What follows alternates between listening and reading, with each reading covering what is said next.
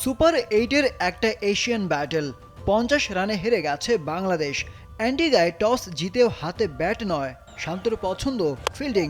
আর tiger বোলারদের কচু কাটা করে ভারতের 196 রানের পাহাড় সম পুঁজি। বাংলাদেশ থেমে গেছে মাত্র 146 রানেই। টস হেরে ব্যাটিংয়ে নেমে রোহিত বিরাটের দারুণ একটা শুরু। এলোমেলো টাইগার বোলিং লাইন আপ।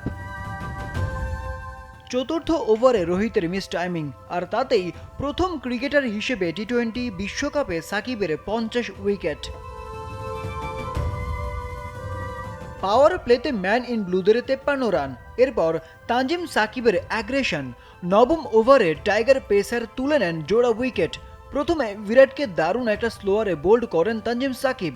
ততক্ষণে বিরাট হয়ে গেছেন টি-20 বিশ্বকাপ ইতিহাসের সবচেয়ে বেশি রানের মালিক।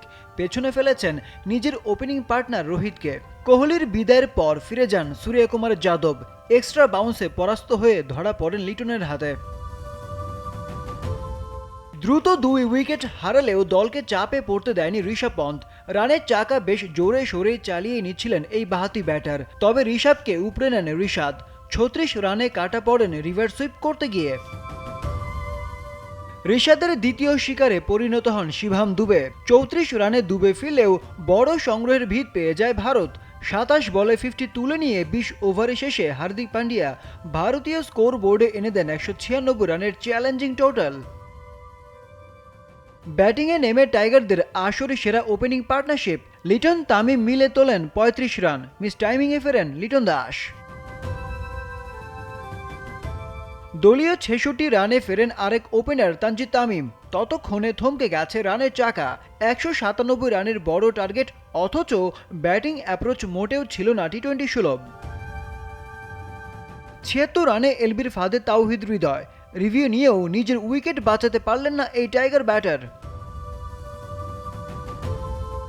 সম্মানজনক একটা হারই যেন প্রয়োজন তখন, তবে সেটাও করতে ব্যর্থ টাইগার ব্যাটাররা। দলীয় স্কোর 100-এর ঘরে পৌঁছানোর আগেই আরও 1 উইকেট হারায় বাংলাদেশ। কুলদীপ যাদবের বলে রোহিতকে ক্যাচ দিয়ে ফেরেন সাকিব আল হাসান। শান্তর ব্যাটে 40 রান এলো ঠিক, তবে দলে এর প্রভাব শূন্য। ফিরলেন বুমরার বলে আর্শদীপকে ক্যাচ দিয়ে।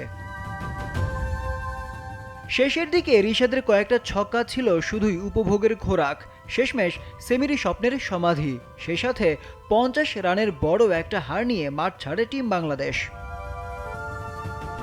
আরিফুদ্দিন নবীন, নাগরিক।